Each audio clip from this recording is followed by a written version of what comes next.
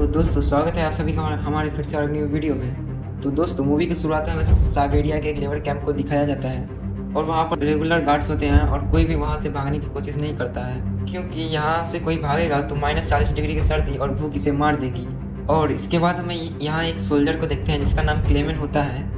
और वह इस बात पर यकीन नहीं करता और यहाँ से भागने का प्लान बनाता है और रात के समय कॉर्नर बेल्ट से छलांग मार कोयले की गाड़ी में बैठ जाता है और गाड़ी धीरे धीरे आगे चलने लगती है और वो आसमान को देखता है और मुस्कुराता है। और तभी अचानक गाड़ी लकड़ी के टुकड़े के कारण अचानक रुक जाती है और जैसे ही क्लेमेन बाहर की ओर देखता है तो उसे एक सोल्जर खड़ा हुआ नजर आता है और जो हवा में फायर करके सभी लोगों को संकेत देता है। और इसके बाद हम लोग देखते हैं कि क्लेमेन को 3 दिन एयर डेंजर में बिना खाने और बिना पानी के रखा जाता है और बारिश भी अपनी कसरत पूरी कर लेती है और इसमें पानी भर जाता है। और फाइनली ठीक 3 दिन के बाद सोल्जर्स इसे निकालते हैं और ये लड़खड़ाते हुए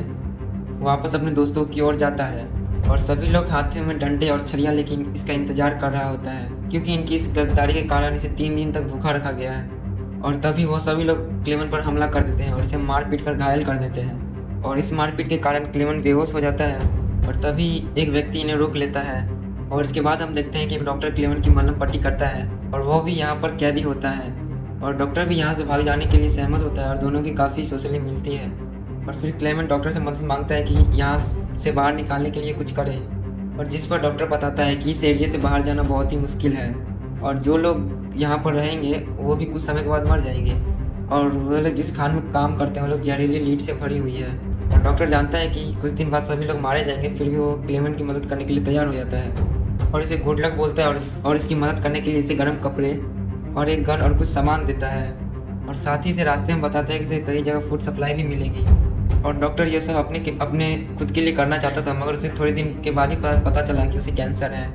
और वह वैसे भी मरने वाला है। तो डॉक्टर एक डब्बा क्लेमेन को देता है और जिस पर इसका नाम लिखा रहता है और क्लेमेन को डॉक्टर बताता है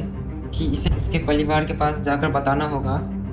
कि मैं मर चुका हूँ और तुम सबको मैं बहुत याद किया। और इसके बाद हम लोग अगले सीन में ही देखते हैं कि क्लेमेन रात के समय वहाँ से भागने की कोशिश करता है और सुबह होते ही कैरियर का वार्डन डॉक्टर के पास आता है और इससे क्लेमेन के बारे में पूछना चाहता है और लेकिन ये देखकर हैरान हो जाता है कि डॉक्टर ने अपनी जान दे दी, क्योंकि वो भी जर्मन था। फिर हम लोग देखते हैं बर्फीले रास्ते से आगे बढ़ते हुए क्लेमेन को हम लोग देखते हैं। फिर मॉडर्न अपने सोल्जर्स को 30 किलोमीटर की रेडियस में उसे ढूंढने के लिए कहता है और लेकिन क्लेमेन इसे नहीं मिलता और सभी लोगों को लगता है कि वो मर चुका है और लेकिन डायरेक्टर कहता है कि वो अब भी जिंदा है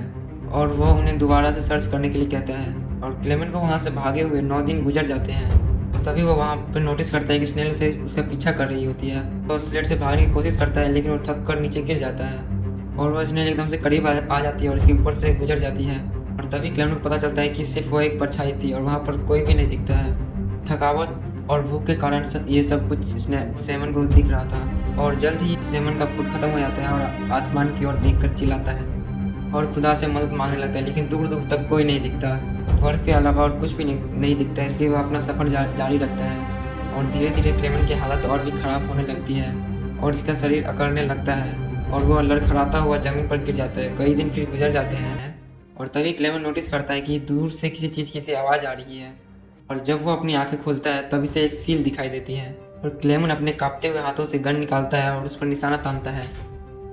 और लेकिन इसे एक भी गोली नहीं लगती। और क्लेमेन हिम्मत करके खड़ा हो जाता है और सील का पीछा करता है और लेकिन बदकिस्मती से बर्फ की सतह टूट जाती है और वह पानी में गिर जाता है। लेकिन क्लेमेन हिम्मत करके फिर खड़ा हो जाता है और सील का फिर से पीछा करता है और आखिरी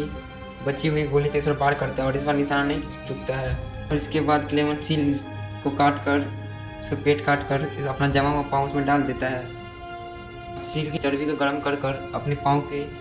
फर्श पर ठीक करने के लिए इसकी पट्टी करता है और फिर काफ़ी आराम करने के बाद फिर से सील अपनी जर्नी पर निकल पड़ता है। और क्लेमेन देखता है कि दूर दूर तक से बर्फ ही बर्फ है और वह गिनती गिनने लगता है और खुद से बातें करता है ताकि अपना फोकस बनाए रखे। वो कभी चिल्लाता और कभी अजीब तरह से बर्ताव करता और कंपास को देखकर अपनी दिशा को सीधी तरह रखने की कोशिश करता। काफ़ी दिन गुजर जाते हैं। फिर कुछ दिन बाद क्लेमेन कुछ नोटिस करता है कि इसे एक सूखी हुई झाड़ी दिखती है। इस झाड़ी को देखकर वो रोने लगता है और इसे अपने गले लगाता है। इस झाड़ी का मतलब ये होता है कि वो अपने 2 महीने का सफ़र तय कर चुका होता है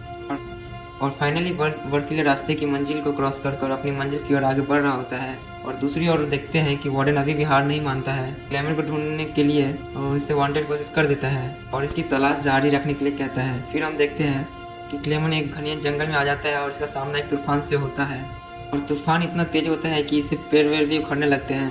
तभी अचानक से बदकिस्मत से एक पेड़ क्लेमन के ऊपर गिर जाता है और तभी सोना खोजने वाले लोग इसकी जान बचा लेते हैं और इसे वहाँ से निकाल लेते हैं और इसके साथ देते हुए इसके आगे ले जाते हैं। और बाहर का मौसम आने लगता है और नदी के रास्ते अपना सफ़र जारी रखते हैं और रास्ते में खूबसूरत नज़ारों का मजा लेते हुए एक दूसरे को किस्से और कहानियाँ सुनाते हैं और अपने परिवार के बारे में बताते हैं। और एक दिन वो लोग नोटिस करते हैं कि पानी का बहाव काफ़ी तेज होता जा रहा है और उनकी कश्ती पत्थर में से गुजरती है और जिसके कारण सैमसन पानी में गिर जाता है और घायल हो जाते हैं और मेंटन इसकी मदद नहीं करता। और लेकिन क्लेमन पानी में कूद कर सैमसन को पानी से निकाल लेता है, लेकिन मेंटन आगे की ओर निकल जाता है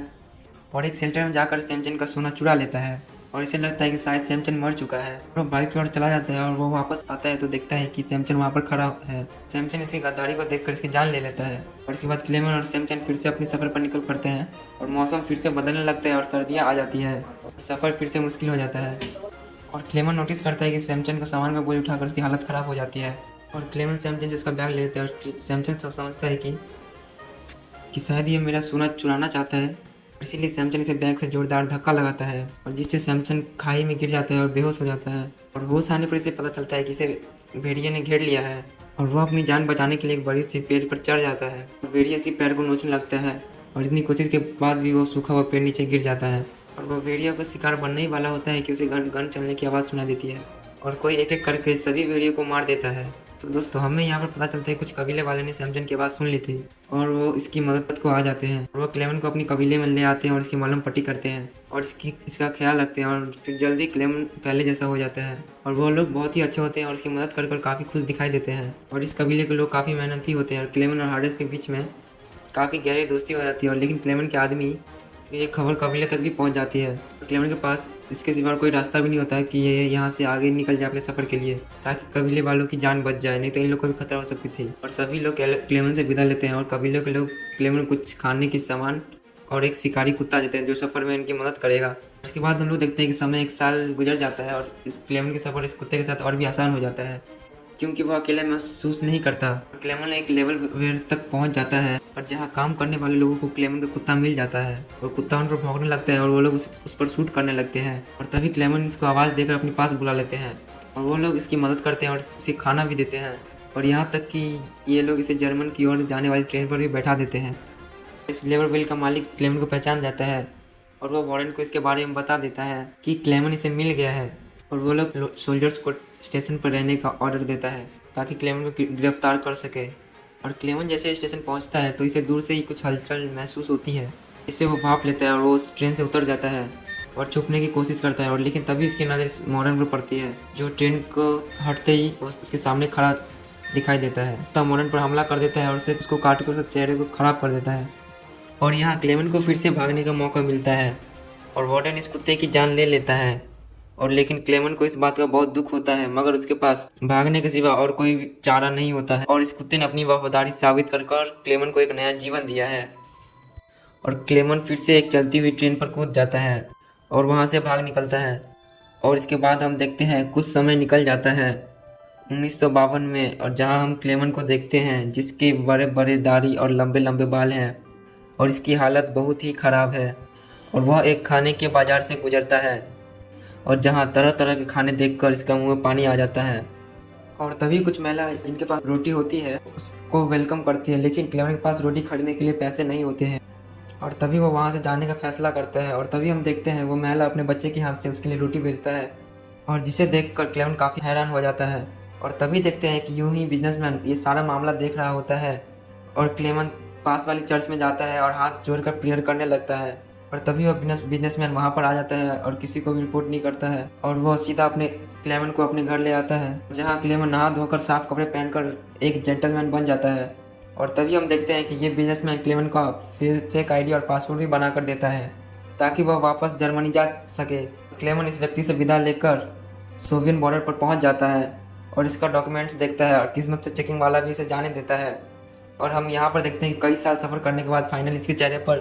मुस्कुराहट देखते हैं और वो आज़ादी का मज़ा चखने वाला होता है। और जैसे ही वो ब्रिज पर पहुँचता है